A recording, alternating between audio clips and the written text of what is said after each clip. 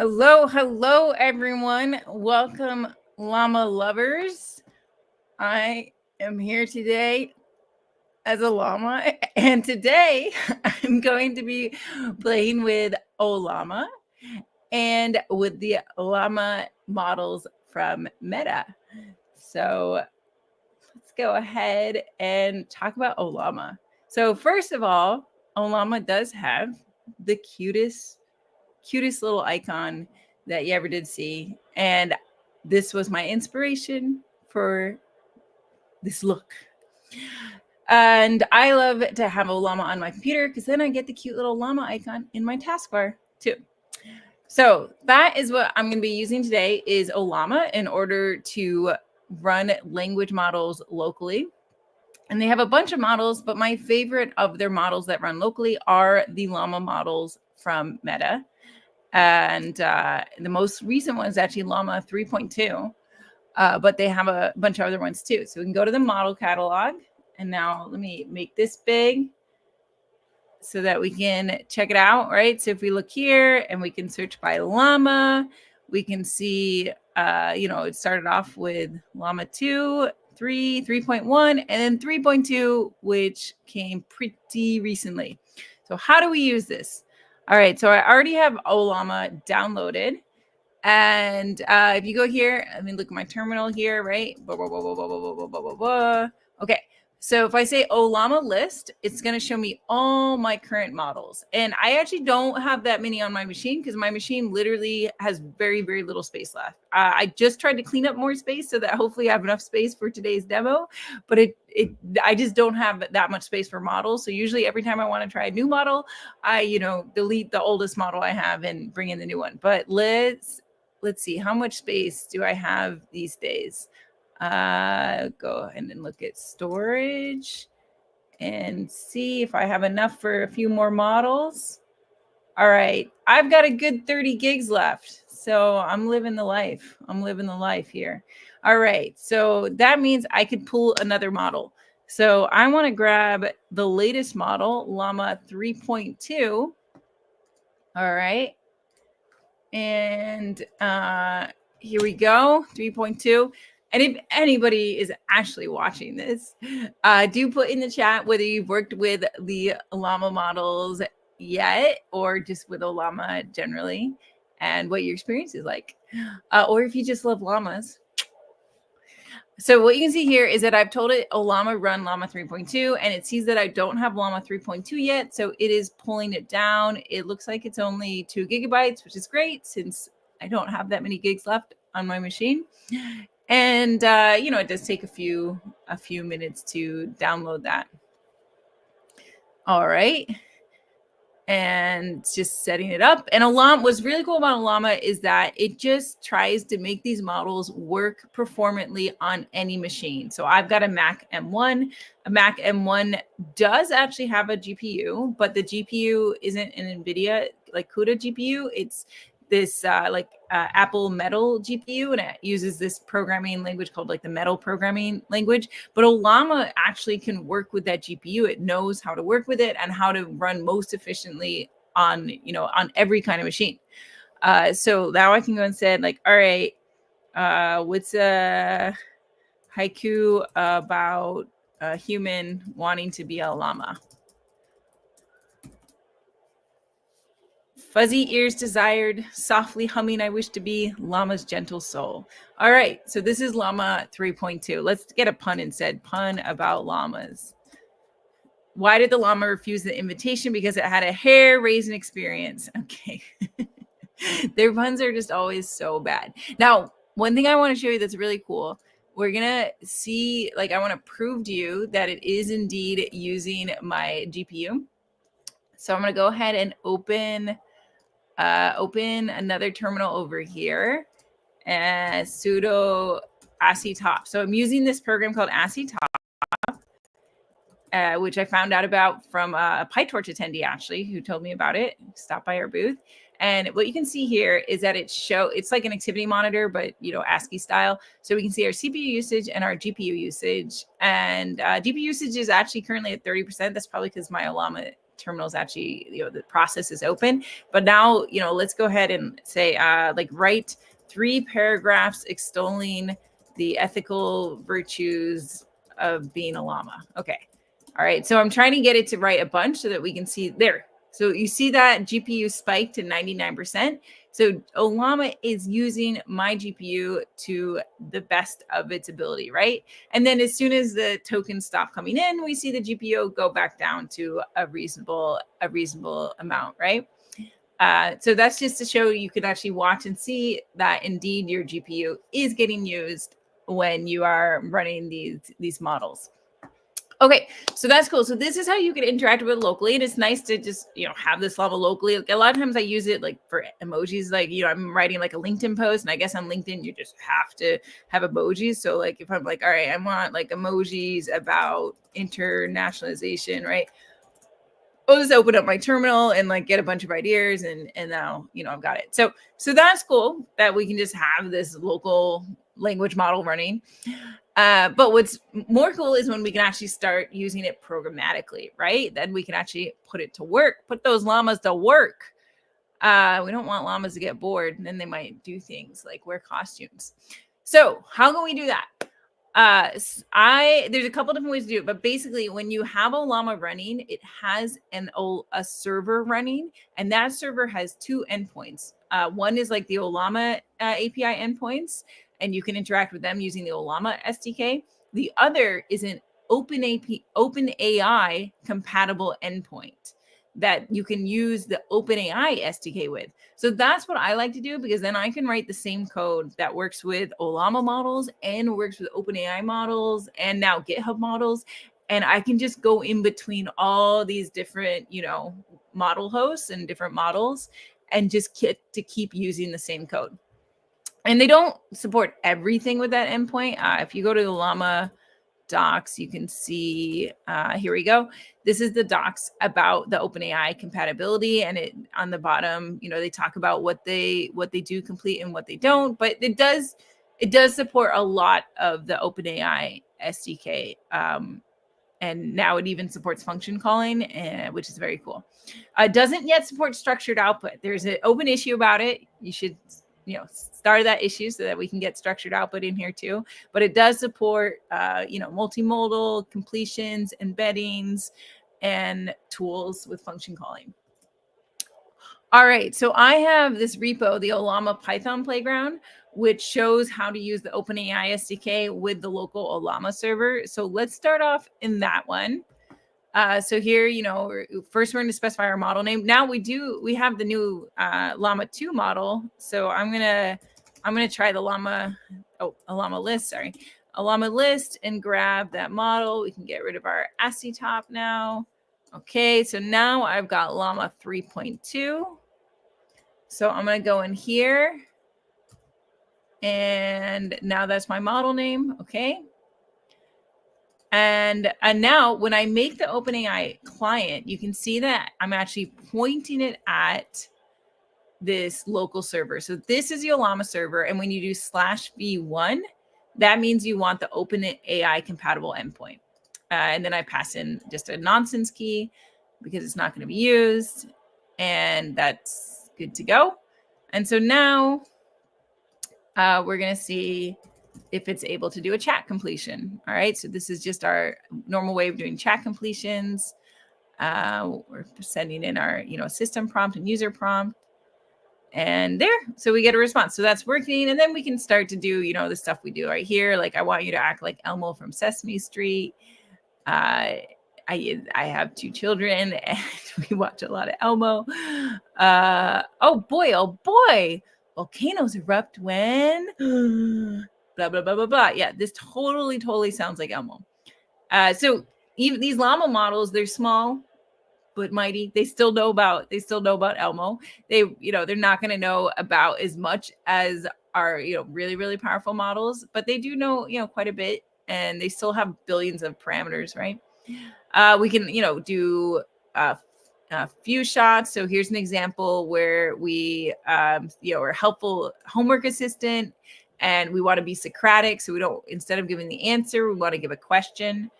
And we provide examples to really get the model to see like, okay, when I ask a question, I want you to come back with a question, right? And the question's like kind of a hint, right? So let's see what happens. If the user says, what's the largest planet in our solar system? We don't want the model to actually answer that because it probably knows that, although I keep forgetting. We want it to come back with a question that would actually come up with help the person come up with the answer, right?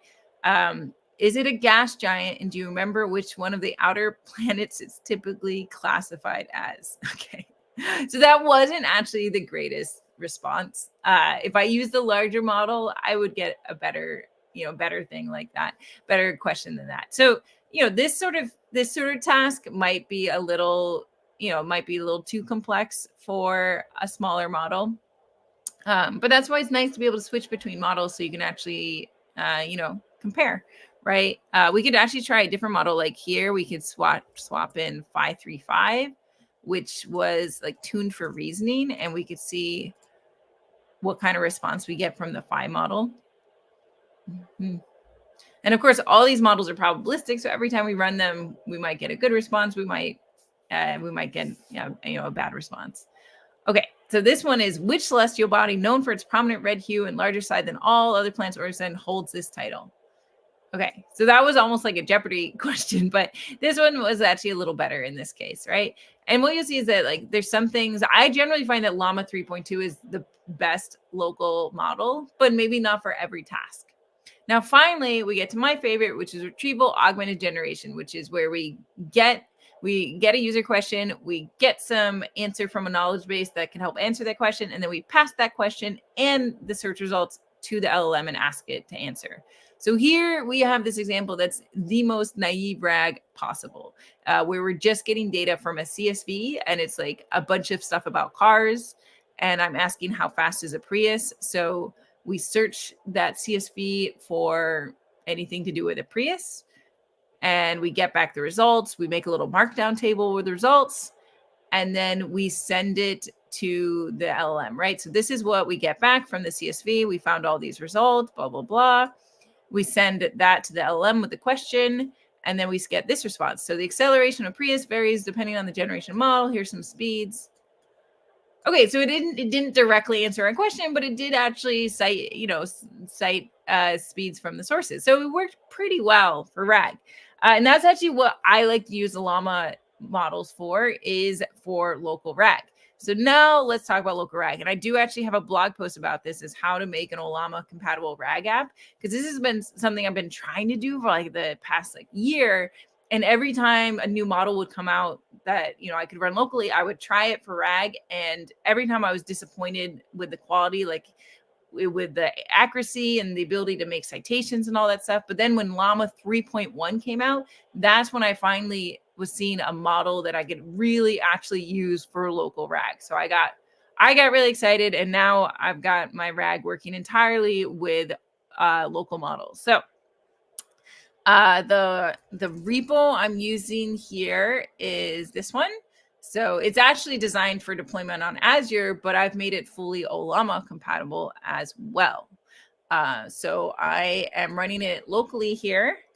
And you can see this is a RAG on a Postgres database that has, it's like basically like pretending to be an outdoor products store. And so we can ask, questions like, okay, what's the best shoe for hiking?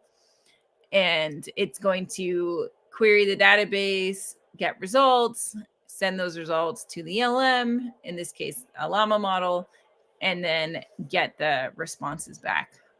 Now, one thing that's interesting is when you're using these local models, it's actually slower than using a hosted model, because these like local, depending on your machine. If you have an amazing machine, maybe they'll be faster. In my case, I'm running on a Mac M1. It wasn't really designed to run these models. So when I make a request to a local model, especially a RAG request, which has a lot of tokens in it and is kind of a hard request, it does definitely take time to come back. So it's actually a slower experience for development. But we do get a good response here, right? So, what I want to point out, like, what do we want in a RAG response? Okay, we want it to be accurate, right? So it should be based off the sources we send it. We also really want it to have citations in the right format. And that was the thing that was really hard. And the reason I want citations in the right format is because then I can make these little, clickable citations here, right? So here you can see that I could recognize that there was a citation right there. And actually you mouse over, you can see this is product 61, right? So that's row 61 in the database, the row with ID 61, primary key 61. So these Llama models are able to follow my directions about how to do citations and put citations in there that I can then turn into, UI elements. So we've got accuracy, we've got citation formatting. So that's pretty good. But then the next thing I want is the ability to do function calling, because when I do RAG, I always start off with a query rewriting step. And that query rewriting step usually uses function calling in order to get a better response. And that is something that the Llama 3.1 and 3.2 models actually supports, is function calling, right?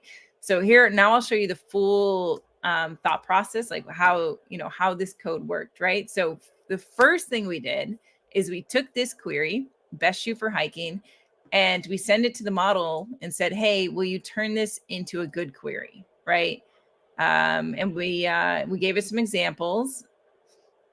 And in this case, it returned just best shoe for hiking. So it lowercase everything and it removed the question mark. It could have also just said hiking shoe. That would have been a better transformation, but this will work, best shoe for hiking. So then I use that to search the database. And now you'll see I'm doing both a vector search and a text search.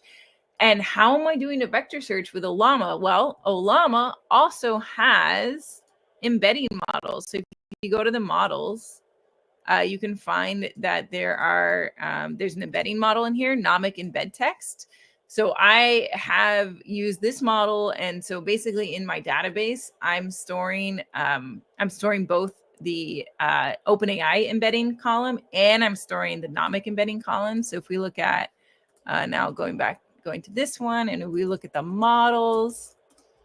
Okay, so what you can see here is that I've got 2 columns for embedding. So one of them is for Eta002, which is a vector of 1536 dimensions. The other one is for nomic, which is a vector of 768. So I just go ahead and store these both in the database so that I can easily switch between the OpenAI models and the Ollama models. And they need to be different columns since they do have different dimensions. And we have to make sure that when we're querying, we need to query with the same embedding model that we did the ingesting for. All right. So we do this hybrid search, and we're doing the search using PG vector. So we're actually doing a vector search where we're saying like, okay, check the cosine distance of the of that user query to the embedding column, and the embedding column here is going to be the nomic column.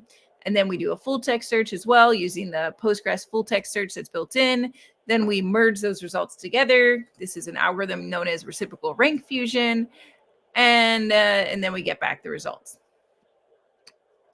All right, so that's that step. And then we use that Llama model again to generate the answer, right? And this is where I tell it like, oh, you have to use, certain citation format, right? So I say, all right, you have to use square brackets to reference a source. For example, square bracket 52. And this seems like an easy instruction, but it's the kind of instruction that local models often will ignore. And so when you're looking for a local model for RAG, you want ones that can obey the instructions about how to do citations. And so then we send it the user question, we send it the sources, and we get back this nice response. Okay, so that's our basic flow. Now I want to show a more sophisticated question to really explain why we're using function calling, like why that's actually useful, and what was hard about it. So this time I'm asking, is their climbing gear cheaper than $30? So I actually want to, when I see cheaper than 30, that's something that I don't want to do a vector search for. I actually want to do a SQL search for that, because price, if you remember my models, price is a column in the table, right? And so ideally I would know to filter by price less than 30 and then pass those results to the LLM, right? Because we really don't want an LLM to reason about whether something's cheaper than 30 or more than 30, because LLMs are generally not that good at exact numbers stuff. We just want to give LLM, things that are already cheaper than 30, and then it can just answer the question. And you can see it does it, right? So it says, okay, there's $21.99 and $29.99, which is cheaper than 30, just barely. And the reason I was able to do this is because of that query rewriting step, right? So what happened here is that it actually, in that step, it both suggested the query of climbing gear and it suggested a filter of price less than 30. So I was able to first apply the filter and then do the hybrid search. Now, this was actually really hard to get working with Llama. So hard that actually I still have a note that says that this is not compatible with the Llama models here, but I need to change that note because it does actually work with the Llama models, right? So when I first tried doing this with the Llama models, I was getting a lot of bad responses, and it just wasn't coming up with the right function call. So let me explain how function calling works. All right. So we go here. All right, query rewriter. Okay. So when you do function calling, what you're actually doing is that you're telling OpenAI, hey, here is the schema for a possible function you could call. Now, OpenAI isn't actually calling, or not OpenAI, this LLM. The LLM's not actually calling the model, but it's going to provide us the function name and the arguments, and then we could decide what to do with that function name and arguments. So it's a way of forcing a language model to make a decision, and then we can decide if it actually corresponds to a function call, or maybe it corresponds to an if-else condition or something in our code. But it's just a really nice way of forcing a language model to make a decision. So here you can see that I say, all right, we have this function called search database, and it takes in a search query. So that's the query string to use for full text search. And it also takes in a price filter. And this one is optional. And it says, okay, these are the comparison operators. Here's the value to compare against. There's also brand filter, which is another column in the table. And then I say that only search query is required. So that means when we passed the model, this thing here, climbing gear cheaper than 30, I'm then forcing it to respond with a function call of the form, search database, parentheses, search query, and maybe optional filters, right? So this worked fine with the large OpenAI GPT models. When I tried this with the local models, even the ones that supported function calling like Llama 3.1, it was just making things up. And this is the big issue with function calling, is the language models just making up a schema that doesn't actually match our function definition. And that gets really hard to parse if it's making up things, function arguments that didn't exist, or function names that don't exist, right? So it wasn't really cohering to the schema. And that's part of why we want structured outputs instead, because structured outputs is meant to have much better schema adherence. And also, so we want, better schema adherence. But I need to use function calling for now because that's what's compatible with both Ollama and the, OpenAI GPT models. So what did I do? Well, I found this blog post from LangChain. Let's see if I can find this function. Yeah. So they have this blog post, few shot prompting to improve tool calling performance, and where they did all these experiments with few shot examples and different ways of doing few shot examples, because you can dynamically pull in different few shot examples or just have them static. But basically their results were like, okay, yeah, few shots definitely improve performance. And, you can do semantically similar one, but generally few shots improve performance. So that's what I decided to do, is to provide examples of, hey, here's what a user query would look like. Here's what the function call would look like. Now, this was a little tricky to do because there's not very good documentation about how to do few shot examples for function calling. It's a little weird and awkward, but I finally figured it out. So this is what it looks like. So we've got role user, and then content is, this is the kind of question they're asking. Okay, so that's the kind of usual user message. And now the tricky thing is the next message needs to be role assistant, and then it needs to have the tool calls as the response. And inside the tool calls, you need to have this object that has an ID, which is like the ID of that particular call, which is a function. And then for the function, you you have like the arguments described here, and then the name. So that's what it looks like. And then the next one, then you also need an additional call message after that, which is role tool. So we have to have role user, then role assistant, then role tool. And that tool call ID has to match this one, right? So these two need to match each other. And then the content should, in theory, be, it should be as if you called that function. But practically, that content doesn't matter. So I just kind of said, search results for climbing bear can use outside, and then just ... because it doesn't really matter, because I'm ultimately the one that is calling it, which is why it's weird that we have to provide this.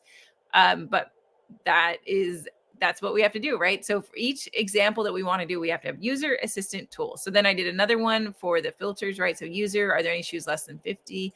Assistant, and this time we get a search query and we get the price filter, which is an object that in a dictionary that has few values in it.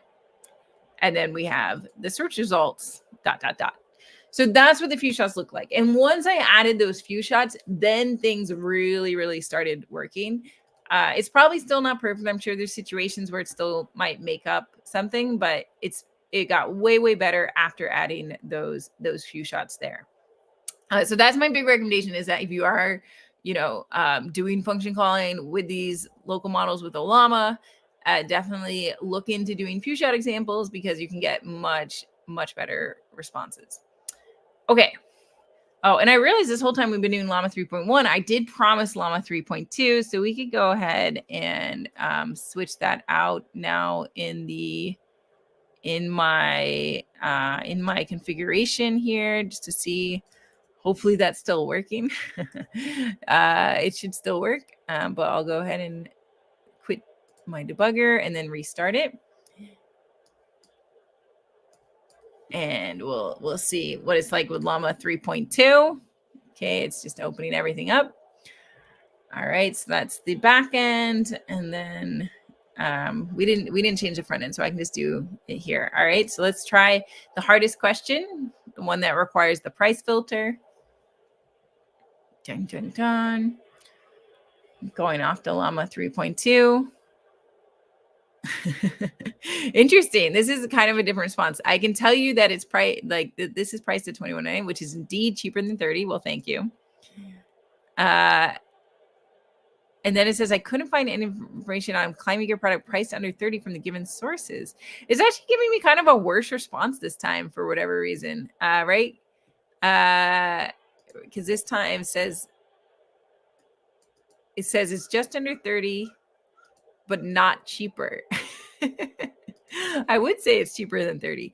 So that's really interesting, that I feel like this time, at least this particular answer doesn't feel like as good of an answer as the Llama 3.1 for some, for whatever reason. Normally we wouldn't expect to see, the quality go down from, across models. Although I do think Llama 3.2 is a smaller model. Let me take a look at our Llama, our library here, Llama 3.2. So I pulled down the 3 billion versus before we were doing Llama 3.1, 8 billion. Okay, so yeah, Llama 3.2 is in fact a smaller model. I just pulled down latest, which I think that's the default. Yeah, so this is a 3 billion parameter model versus the Llama 3.1, which is it's a bit bigger, right? 8 billion parameter model. We can probably see that in the size too. So Llama 3.1 is 4.7 gigs. Llama 3.2 is 2 gigs. So it does seem like that it's actually not as good, but obviously this is only one question. And as I talk about evaluating RAG quality a lot, we need to evaluate lots of questions to really determine whether one model is worse than another model. But it's super interesting to see how it does. Let me try, we'll try an easy question here.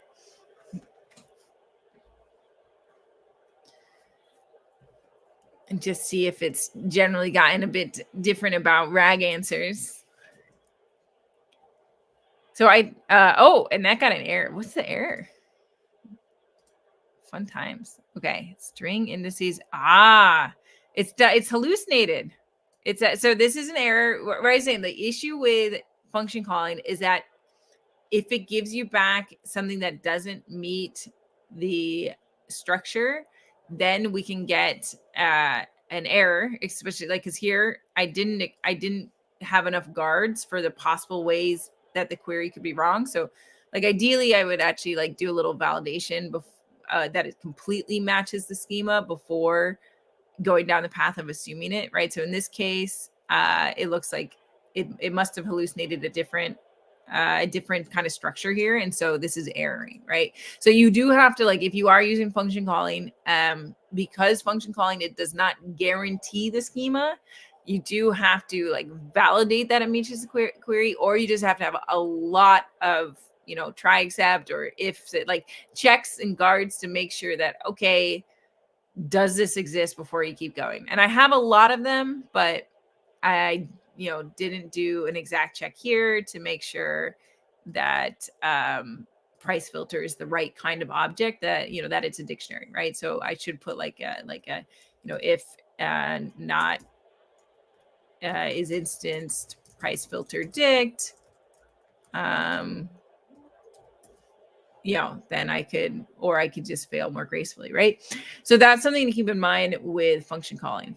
So that's super interesting too, that we're getting more hallucinations from this Llama 3.2 model as well. All right. So I kind of want to go back to Llama 3.1. But let's go back to this question where it worked. So there's one final thing with using the Llama models with RAG, and that is token counting. So when we're doing, this is like a conversation, like where I can be like, okay, what about hiking shoes, right? So I can keep on asking questions, and we'll see how it does, and if it's going to have another function calling error. But I can keep asking questions and actually have a long conversation. We got that error, yeah. But when we have that conversation, like our conversation could grow and grow and grow, and potentially could grow so that the number of tokens in our conversation is larger than the context window of our model. So every model has a context window, which is how many tokens you're allowed to send to that model, how many tokens it can handle. And tokens are about 1 word per token in English, but like very variable and different ratios across languages. But like if we had a conversation with about like 10 questions or something like that, would easily go over the 8,000 token context window of some models, right? So what we usually do is, or at least what I do in my RAG solutions, is I count the tokens of our conversation so far, and I just chop off the oldest messages that don't fit in there. So that's one technique. Other techniques is to actually constantly be using like a language model to summarize the previous conversation, and then just only ever send the summary and don't send like the full text, right?